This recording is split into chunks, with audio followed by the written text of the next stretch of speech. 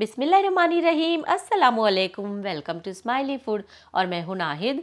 Muharram special mutton छोला बनाने के लिए यहाँ पर मैंने ली हूँ 500 ग्राम हरे मूंग। ये अक्खे मूंग है और ये वज़न में 500 ग्राम है। तो देखिए, इससे हम मटन छोला बनाएंगे तो बिल्कुल आपको खिचड़े की तरह ही टेस्ट आएगा। खिचड़ा बनाने में गेहूँ को भिगाना पड़ता है और फिर ज़्यादा देर तक गलाना पड़ता है।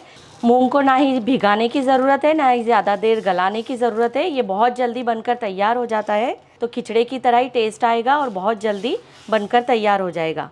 तो इसके साथ हमें डालना है चावल।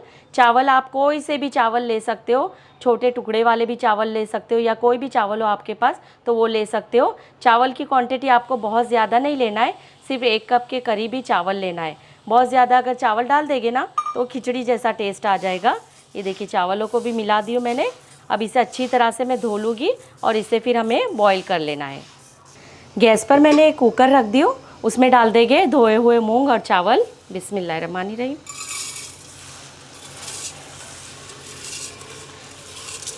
मुहर्रम पे बनाने के लिए बहुत ही अच्छी रेसिपी है। जिसके इधर देखिए खिचड़े के गेहूँ नहीं मिलते हैं ना, तो वो मूंग से बना सकते हैं। अब इसमें 4 से 5 गिलास पानी डाल देंगे।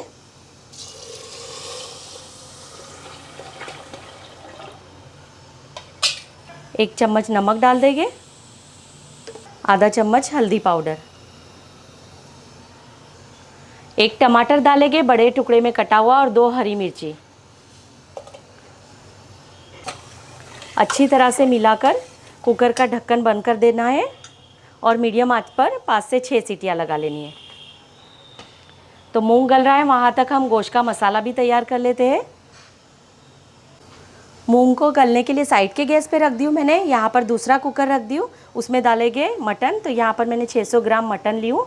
हड्डी वाला मटन लेना तो बहुत अच्छा टेस्ट आता है। इसमें डालेंगे हम आधा चम्मच हल्दी पाउडर, 1 चम्मच नमक और एक प्याज है मीडियम साइज़ की इस तरह से कटी हुई, और 2 चम्मच अदरक लहसुन का पेस्ट। अब इसमें पानी भी डाल देंगे हम। 1.5 गिलास पानी डाल देना है इसमें। मटन का भी पानी निकलता है इसके लिए।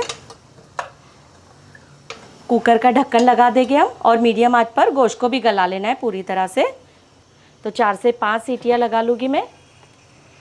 गोश्त गल रहा है, वहाँ तक एक हरे मसाले का पेस्ट हमें तैयार करना है।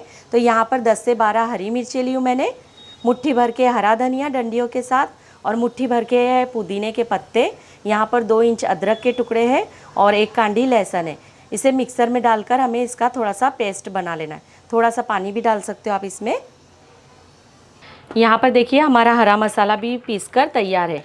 इस तरह से हल्का सा दरदरा मैंने तैयार की हूँ। अब इसे साइड में रखते हैं और गोश्त भी हमारा गल गया है तो उसे भी चेक कर लेते हैं। यहाँ पर देखिए कुकर का सारा प्रेशर निकल गया है। गोश्त भी हमारा अच्छी तरह से गल गया है।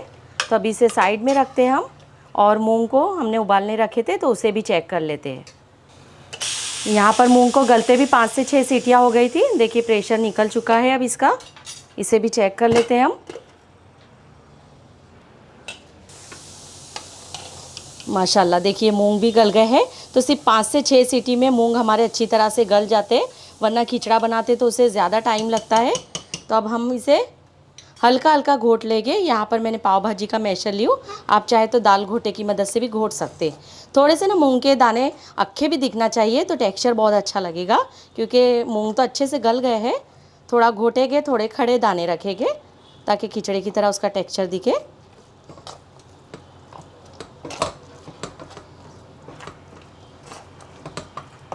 देखिए यहाँ पर मैंने इसे घोट ली हूँ।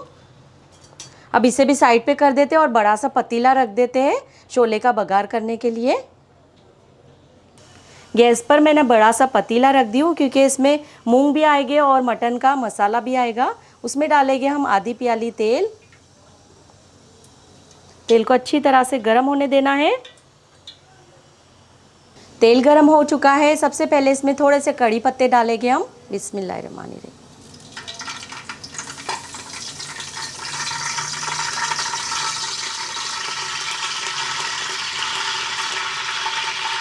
कड़ी पत्ता फ्राई हो गया है। यहाँ पर 2 मीडियम साइज़ की प्याज है बारीक कटी हुई, इसे हमें सुनहरी होने तक फ्राई कर लेना है।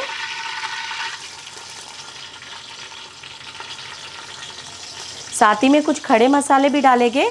तो यहाँ पर है आधा चम्मच ज़ीरा, आधा चम्मच है शाह ज़ीरा नहीं हो तो आप 1 चम्मच ज़ीरा ले लेना, 2 काली इलायची, जावित्री का छोटा सा फूल, 2 हरी इलायची, 4 से 5 है लौंग, यहाँ पर वादिया का एक फूल है, दालचीनी का टुकड़ा है। तो ये सारे खड़े मसाले चले जाएंगे। अब प्याज को ना अच्छी तरह से हम फ्राई करेंगे गोल्डन होने तक।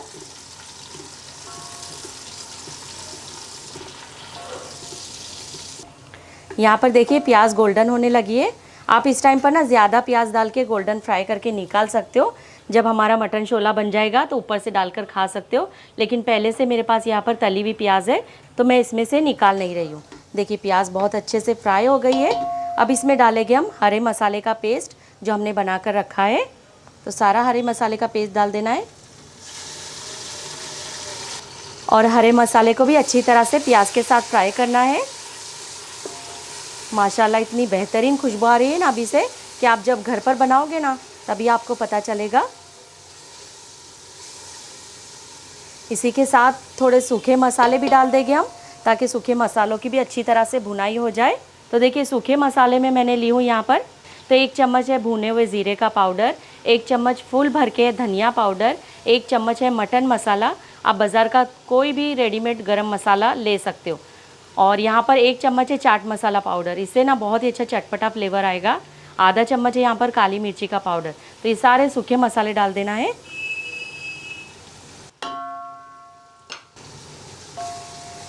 और सूखे मसालों को भी हरे मसाले के पेस्ट के साथ अच्छे से भून लेंगे हम। लाल मिर्ची का यहाँ पर इस्तेमाल नहीं कर रहे हैं हम, हरी मिर्ची के पेस्ट में बना रहे हैं तो बहुत ही जायकेदार बनता है।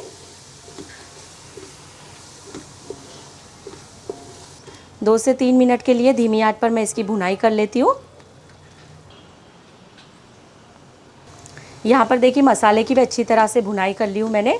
अब इसमें डाल देंगे मटन जो हमने उबाल कर रखे। बिस्मिल्लाहिर्रहमानिर्रहीम।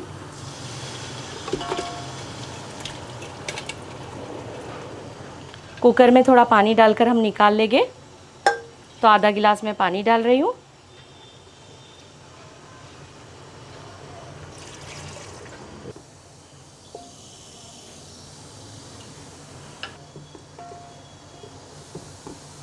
यहाँ पर मसालों के साथ गोश्त को भी अच्छी तरह से मिक्स कर ली हूँ मैंने। देखिए आधा गिलास पानी डालने के बाद भी मटन की मैंने अच्छी तरह से भुनाई कर ली हूँ और आप देख सकते हो कि मटन का मसाला हमारा कितना ज़बरदस्त बनके तैयार हो चुका है। आप चाहे ना तो इस तरह से रोटी या पाव के साथ भी इसे निकाल कर घर वालों को दे सकते हो। इस तरह से भी ना ये गोश्त का सालन बहुत ही मज़े का लगता है। लेकिन हम यहाँ पर मटन छोला बना रहे हैं तो इसमें डालेंगे मूँग जो हमने उबाल कर रखे हैं। तो सारे मूँग डाल देंगे हम इसी टाइम पर। बिस्मिल्लाहिर्रहमानिर्रहीम।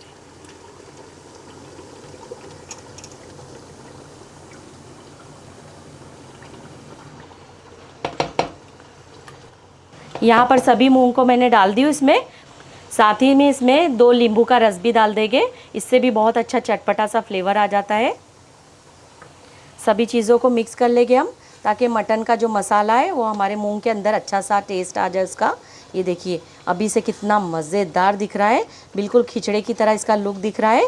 तो इसमें चम्मच चलाते रहना है क्योंकि ये मूंग की दाल है तो नीचे से चिपके नहीं।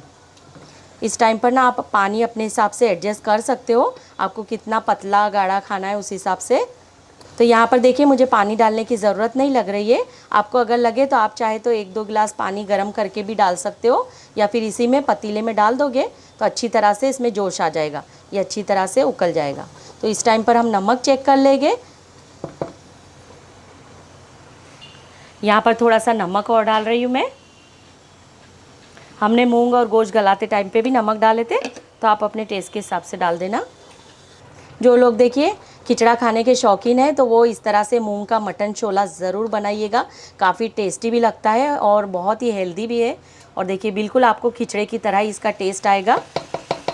तो 10 मिनट के लिए धीमी आंच पर मैं इसे पकने देती हूँ ताकि मटन का जो मसाला है उसका पूरा फ्लेवर हमारे छोले के अंदर अच्छी तरह से आ जाए। यहाँ पर 10 से 12 मिनट हो चुके हैं और मटन छोला हमारा बनकर तैयार है।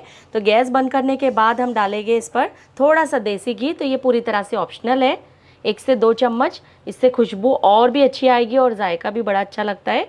तो गरम गरम है तो देसी घी इस पर पिघल जाएगा। और डाल देंगे इसमें बारीक कटा हुआ खूब सारा हरा धनिया और थोड़ी सी तली हुई प्याज भी डाल देंगे। देखिए दिखने में कितना ज़बरदस्त बेहतरीन ये मटन छोला तैयार हुआ है। चलिए गर्मा गर्म इसे हम डिश आउट कर लेते हैं। तो मुहर्रम के लिए आप इस तरह से मूंग का ये मटन छोला ज़रूर बनाइएगा, बहुत जल्दी बनकर तैयार हो जाता है।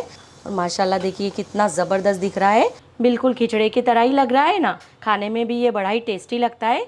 खुशबूदार मटन छोला हमारा बनकर तैयार हो चुका है। इसके ऊपर नींबू का रस डालकर आप खाइए, बड़ा ही मज़े का लगता है।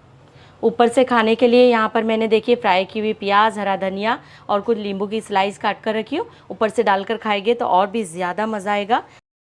ऐसी ही नई नई रेसिपी सीखने के लिए चैनल को सब्सक्राइब कर ले।